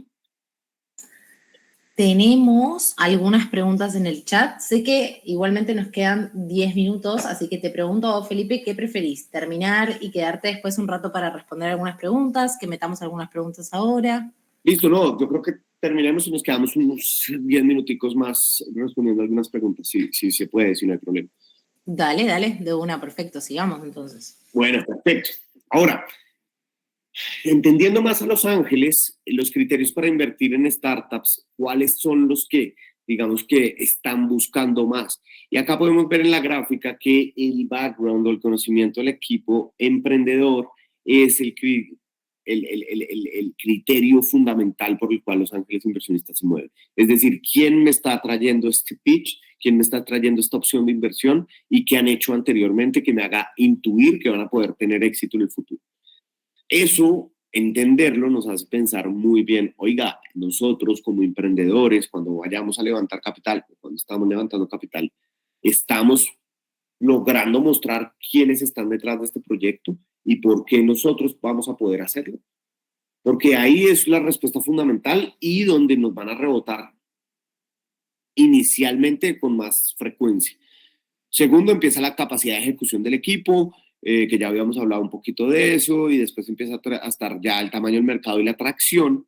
Ahí empieza, digamos que ya a crecer, pero esos serían los 4 componentes fundamentales. Y si miramos al lado derecho de la pantalla, los 3 criterios más importantes, dependiendo de la experiencia que tengan los inversionistas invirtiendo, empieza a cambiar un poquito, y los que más experiencia tienen invirtiendo buscan mucho la madurez del equipo, la experiencia del equipo y la atracción principalmente es donde están, digamos que todos ahí. Entonces esto entender muy bien es porque si queremos convencer a ángeles inversionistas de cómo que entren en nuestras compañías como inversionistas y que nos ayuden a llenar el hueco de fondeo que necesitamos, pues probablemente tengamos que mostrar esto en un muy buen, ¿cómo se dice? Con mucho valor, lo tenemos que mostrar muy bien, porque de ahí va a partir, digamos que la diferencia entre los que invierten y los que no invierten. La mayoría de inversionistas ha fracasado en sus inversiones, y esto lo pongo solamente para que nos demos cuenta que el fracaso dentro del mundo de las startups está contemplado. La mayoría de los inversionistas han fracasado y están bien con eso. Si vemos acá cuáles son las razones de por qué las empresas en las que han invertido han fracasado según el criterio de ellos, el 41% nunca alcanzó a encontrar una necesidad real y no llegaron nunca a Product Market Fit por eso. El 35% faltaba experiencia en el equipo fundador, el 29% de equipo fundador poco calificado, y después ya empiezan problemas internos, falta de caja, no construir un buen producto, bueno, demás. A lo que vamos ahí es que esas, al menos en la percepción de los inversionistas, por eso es que un equipo con experiencia, un equipo calificado y empezar a encontrar algo de tracción temprana y de retención se vuelven los factores fundamentales a la hora de levantar capital, o lo que deberíamos mostrar nosotros como emprendedores. Ahora, ¿cuánto puedo adquirir yo desde un ángel inversionista? Y ahorita estamos profundizando mucho en los ángeles inversionistas como el primer grupo que tenemos que entender muy bien para levantar capital. Posteriormente a eso generalmente vamos con los fondos de capital y entendemos muy bien el juego de los fondos de capital y cuáles son sus incentivos y demás. Y por último empezamos, bueno, ahora sí, ya que entendemos a los actores, entendemos el concepto, pues vamos a prepararnos para una ronda de inversión.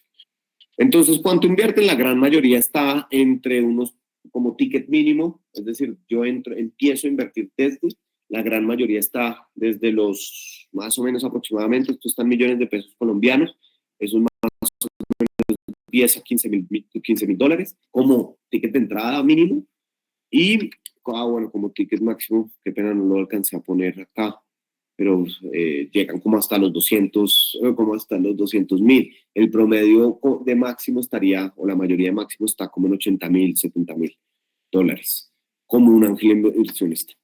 Y para terminar, pues vamos a terminar entendiendo todo lo mismo nuevamente y vamos a hacer una recapitulación.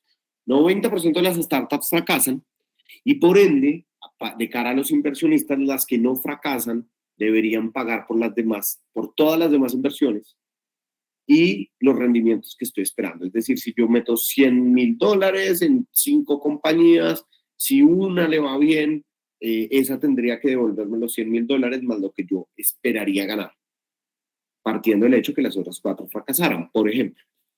El riesgo es enorme y, por ende, pues la ganancia debe ser mucho más grande para que haga sentido que yo asuma un riesgo tan grande. Y al final, en realidad, no hay ninguna forma de mitigar el riesgo desde el lado inversionista. Lo único que puede intentar hacer un inversionista es elegir muy buenos equipos y muy buenos proyectos que sean excepcionalmente buenos, que salgan de la media, porque con eso va a sentir que por lo menos está más cerca de ese 10% que va a triunfar, que no va a fracasar. Ese es el juego, de eso se trata.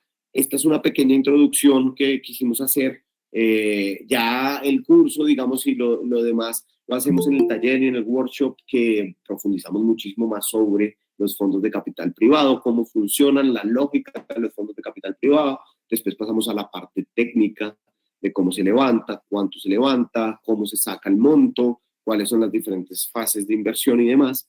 Y por último, la parte táctica de cómo realmente yo levanto una ronda de inversión en el paso a paso y cómo estar listo y preparado. Entonces, ahora sí podemos ir con preguntas. Gracias, Felipe, qué bueno, me encantó todo lo que vimos. Ahora vamos a pasar a las preguntas, pero un segundito antes de todas las preguntas que estuvimos anotando ahí, gente que tiene sus manos levantadas. Primero que nada, a quienes se animen a prender sus cámaras, a mostrarnos también las caras de todos los que estamos compartiendo en este momento acá. Hay alguien del equipo que nos va a tomar una foto para recordar este momento, para que sepamos quiénes en este momento estamos aprendiendo a hacer esto, así que sonrisas grandes y hacer un screenshot. Buenísimo, buenísimo, creo que ya estamos, excelente. Ya vamos a las preguntas para que recuerden todos lo que vamos a estar haciendo, como contó recién Felipe Santamaría, aparte de todos los eventos que se vienen, uno de ellos es el bootcamp de levantamiento de capital. Como dijo Felipe, vamos a estar profundizando en estos temas que vimos hoy y en muchos temas más. Entonces acá van a estar dejando en el chat y en el chat de LinkedIn también el formulario para quienes quieran inscribirse, quienes estén interesados, si tienen alguna pregunta o alguna duda, que alguien del equipo las pueda contestar. Así que ahí les dejan el link y yo acá también les dejo un código QR para que puedan escanear ese mismo formulario. Ahí contestan algunas preguntas súper rápido y nosotros vamos a estar poniéndonos en contacto con ustedes para que puedan asegurar su plaza, estar ahí, seguir aprendiendo más, porque sé que nos quedamos ahí como un poquito de sabor a poco, pero la realidad es que tener este espacio, que Felipe esté acá con nosotros, que ustedes se hayan tomado el tiempo de participar, lo agradecemos muchísimo, un montón. El bootcamp es el día 29 de octubre, ¿sí? Para que ya lo puedan ir poniendo también en sus agendas. Nos va a estar acompañando Felipe, va a ser un poco más extenso que esta masterclass, entonces ahí vamos a poder seguir aprendiendo mucho más. Y una vez más, solamente repetirles que a partir de estar en este evento, en esta sesión, por unirse, por mostrar interés, por querer seguir aprendiendo, definitivamente están formando parte de nuestra misión de impactar a 1 millón de emprendedores y colaboradores a través de insights, inspiración, educación 100% táctica y aplicada, que lo veremos en el bootcamp. Lo hacemos con mucho amor para toda Latinoamérica, pero también lo hacemos con muchísimo compromiso. Así que ya que hacen parte de esta misión, también pueden compartir, reaccionar, comentar en el contenido de Soy Startup Latam, subir una foto también de lo que estamos compartiendo hoy. Muchas gracias a todos por haber estado acá realmente.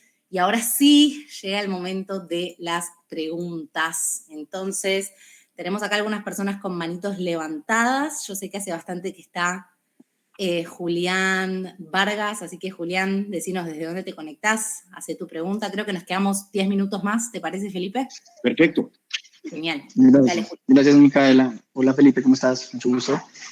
Bueno, básicamente, para ser rápido, contextualizo, yo soy fundador de una agencia que en estos 2 últimos años pasó de 10 a 70 empleados y ahorita todo el equipo está súper motivado, con ganas de hacer de todo.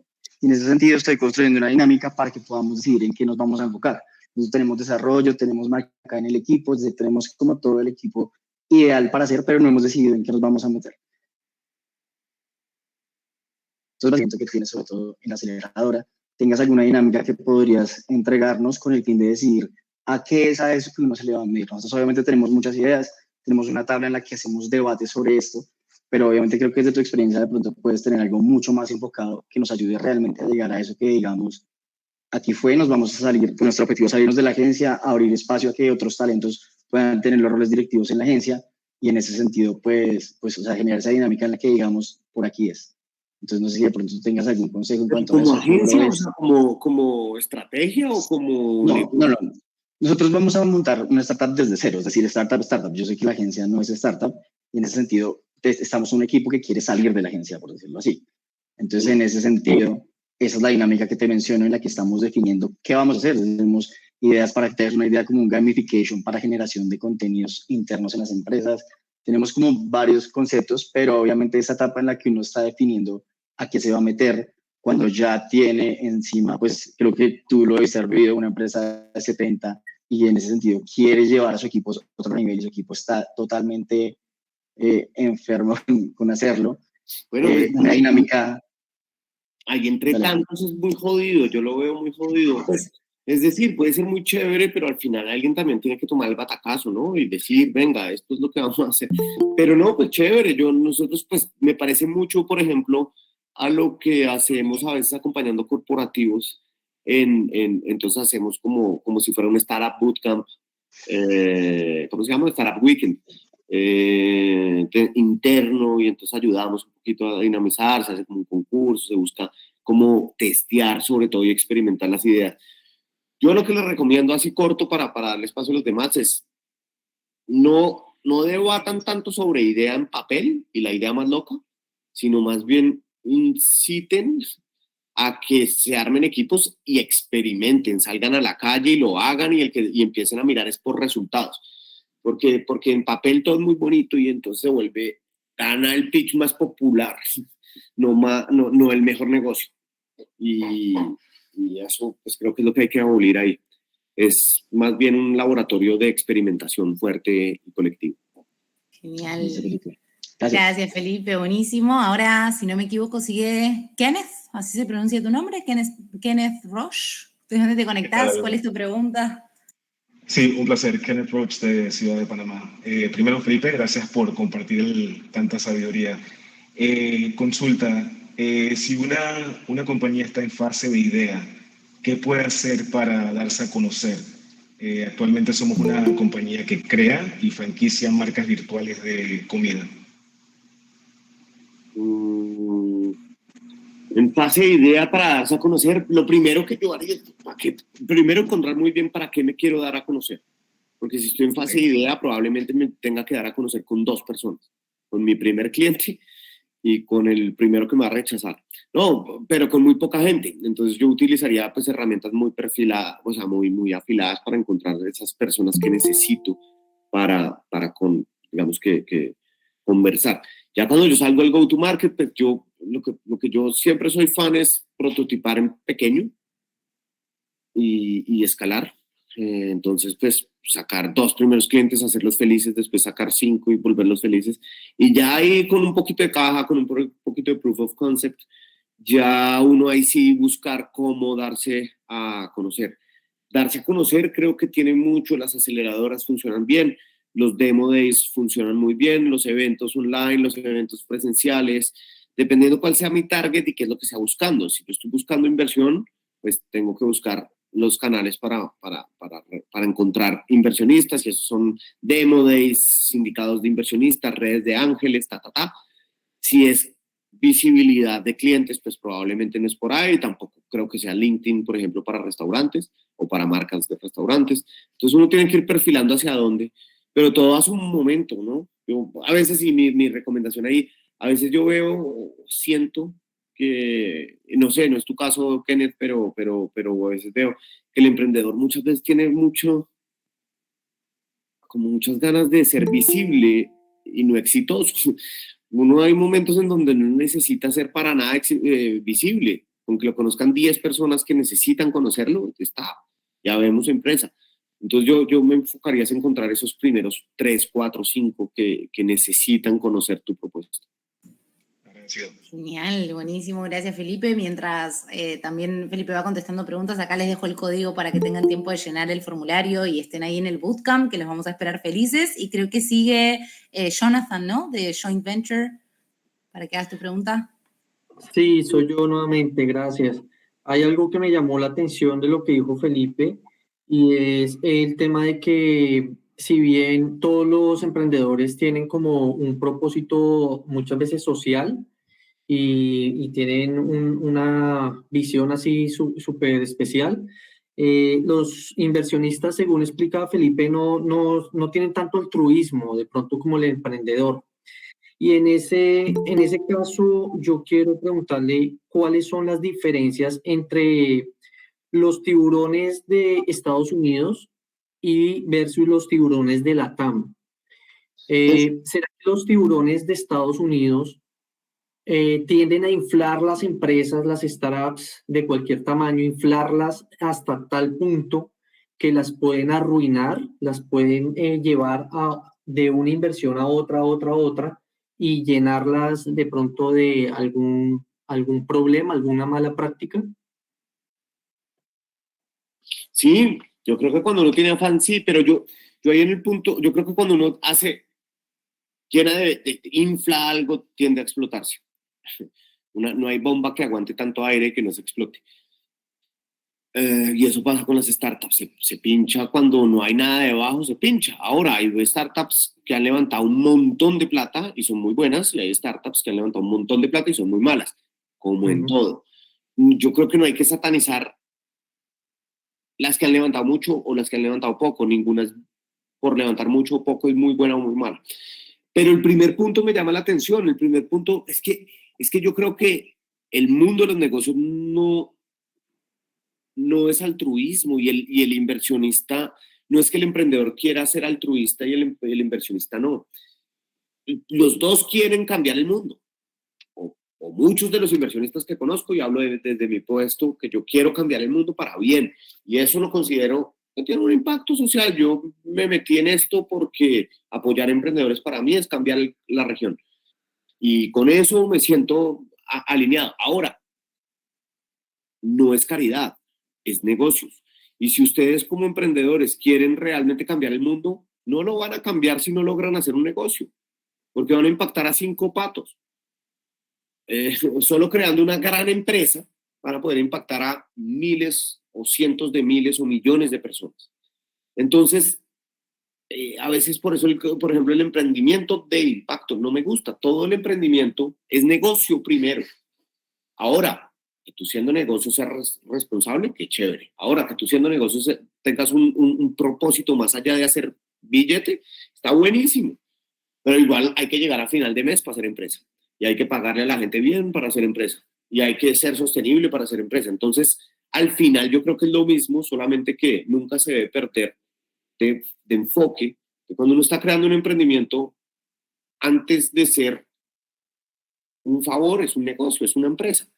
O si no, entonces uno se monta una fundación, una ONG y es diferente el juego y está bien. Pero no, uno no puede disfrazar un carro de oveja y decir que es un carro. O sea, estamos en el mundo de las startups y el mundo de las startups y las empresas, pues es hacer empresas.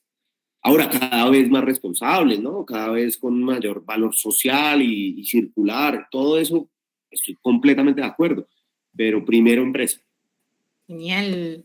Gracias, Felipe. Nos quedan 3 preguntas. Si las hacemos súper rápido, probablemente lleguemos a hacer las 3, tanto la pregunta como la respuesta. Así respetamos el tiempo de todos. Ahí les conté un poquito más en el chat del bootcamp, siguen teniendo el QR ahí. Creo que la persona que sigue es Douglas, ¿no? Sí, buenas tardes nuevamente, Felipe. Hola, Douglas. Mi pregunta sería que en algún momento de la conferencia mencionaste que hay que tener claro cómo hacerla o cuál es la diferencia entre una MIPYME y una startup, ¿verdad? Pero la pregunta sería si una empresa se está iniciando a administrar como una MIPYME, aunque tiene ese componente tecnológico que le da la capacidad de ser startup. Entonces, ¿cómo exactamente se hace la transición? Porque sabemos que la diferencia es que hay un crecimiento exponencial, de que existe la necesidad de crecer en el tiempo, de manera más rápida, pero realmente ¿cómo se administra? Y por eso las diferencias en cuanto al manejo de la empresa. Y por otro lado, y también relacionado con eso, también mencionaste que uno de los factores que impedía que algunas empresas MIPYME fueran startups era que el gasto crecía al mismo ritmo de la venta o al mismo ritmo del crecimiento de la empresa. Entonces, volviendo a la misma pregunta que te hice originalmente, en la cual te hablaba de nuestro ejemplo, que tenemos una carga financiera por las cuentas por pagar, ¿estas cuentas por pagar son un gasto o se consideran como una deuda? ¿Este sería un factor que impide el crecimiento de la empresa al ritmo de una startup?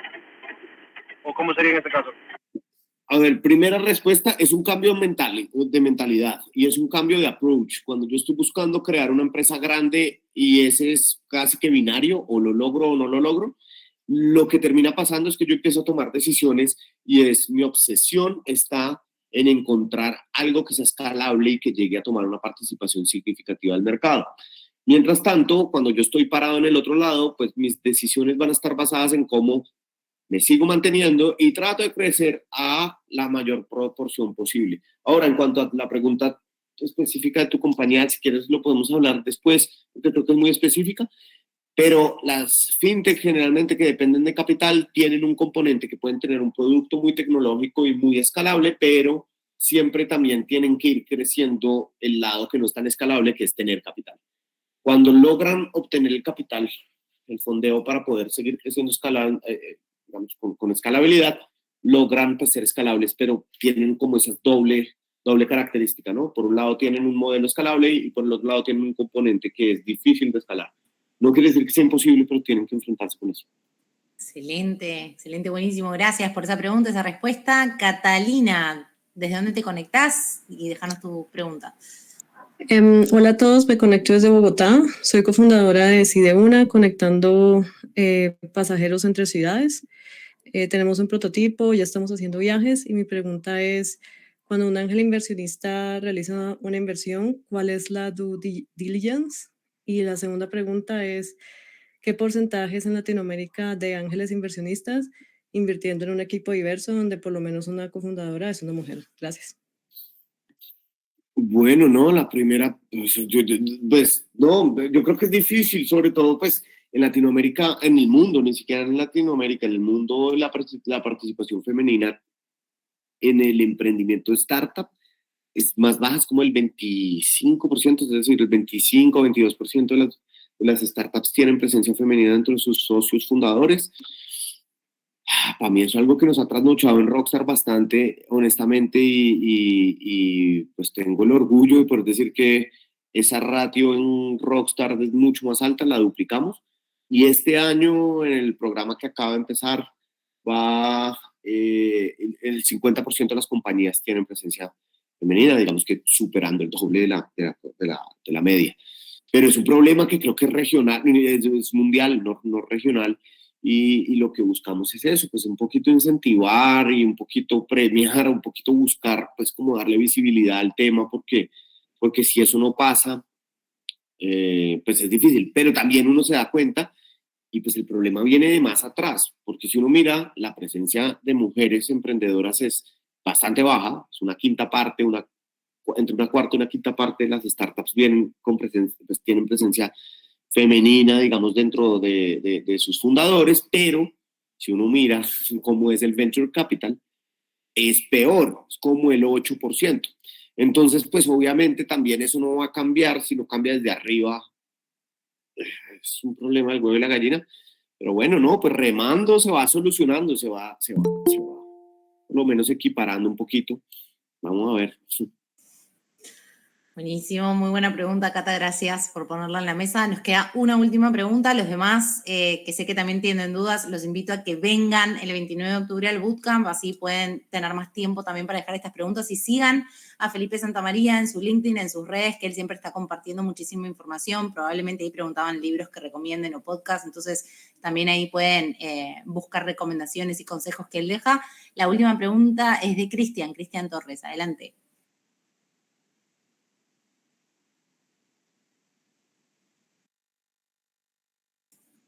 Muchas gracias, Micaela.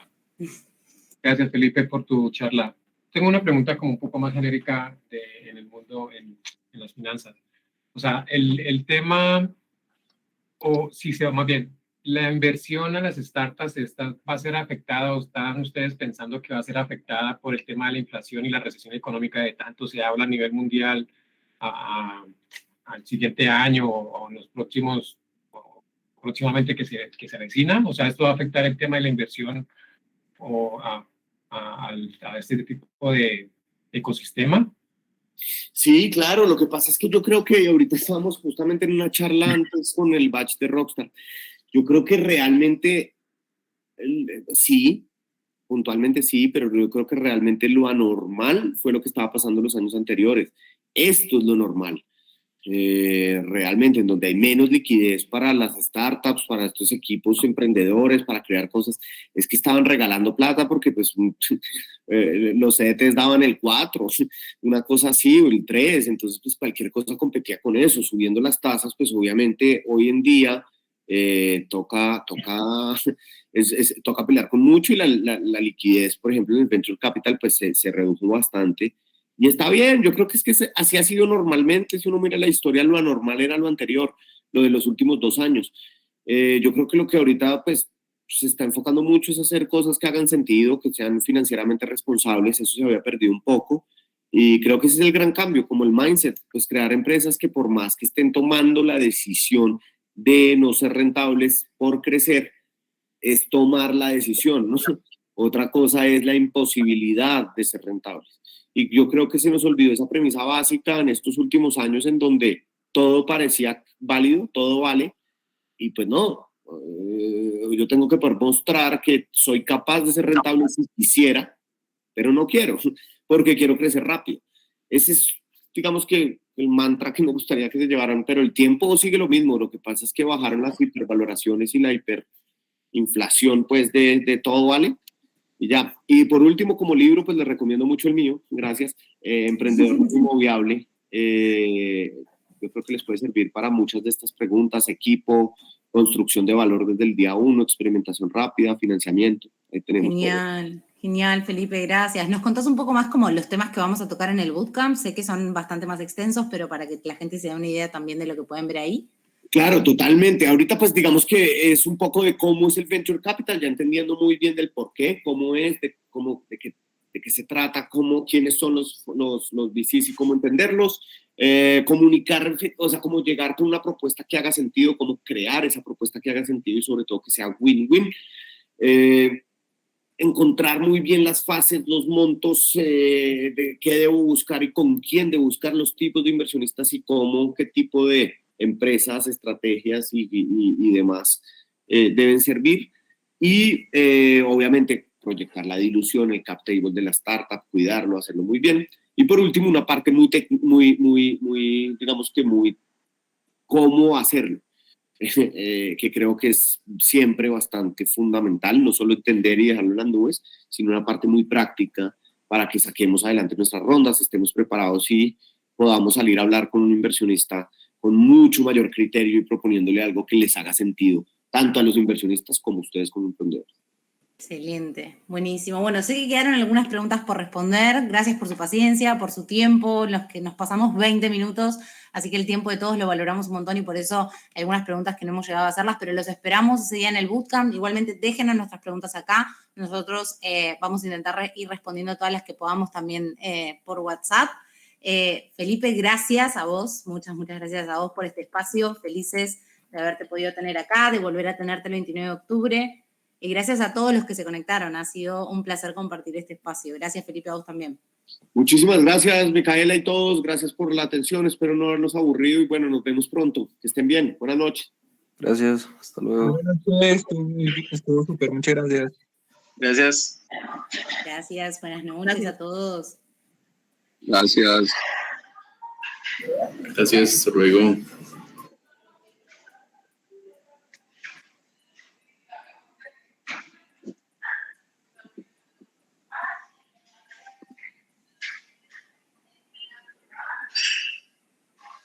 Buenas noches. Gracias a todos.